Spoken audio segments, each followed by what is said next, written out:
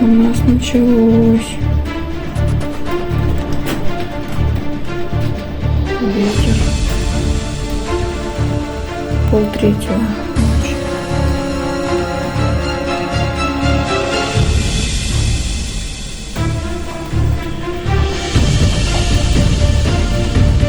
Балкон вылет. Аж страшно. Мама.